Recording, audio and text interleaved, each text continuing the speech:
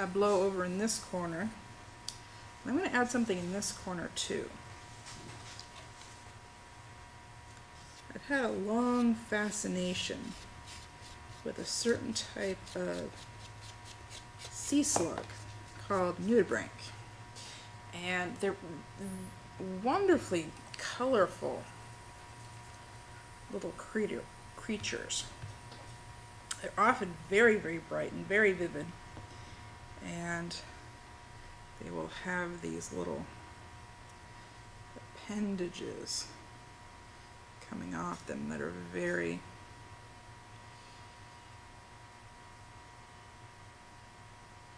almost luscious. So make our little friend here. And don't be afraid to play around while you're making these. You can include whatever interests you, and don't feel afraid to try different things. If you try something and at first what you've made doesn't entirely appeal to you, try something else. Keep working at it until you find a solution that is really what you want. I want him to be climbing over something, so I'm going to put a little rock here and give it some visual texture there. So we're going to make him curve up and over that.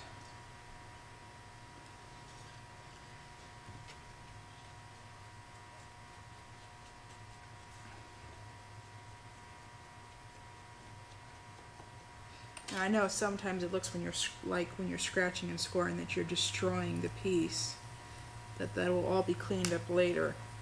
However, if you don't take the time to scratch and score, you will spend much more time repairing the piece than you ever would have cleaning it up in the first place. So when I go to paint this little guy, he's going to be very colorful. And often they will have two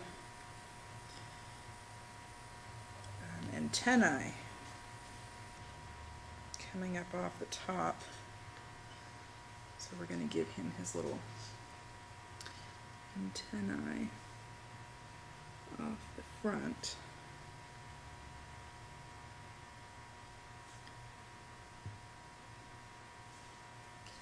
And then sometimes they'll have a florid little,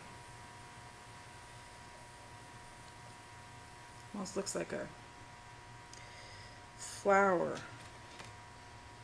on the rear portion of them.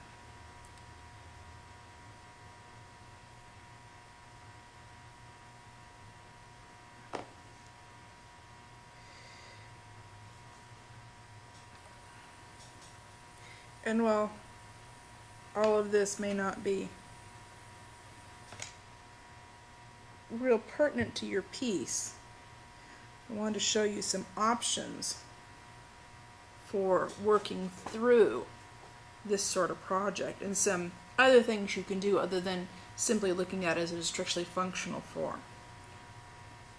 Now I'm going to set this aside, wrap it, let it get leather hard, and then I will do the sanding and put it back for the bisque. We'll get it underglazed and then glazed, and then the piece will be finished.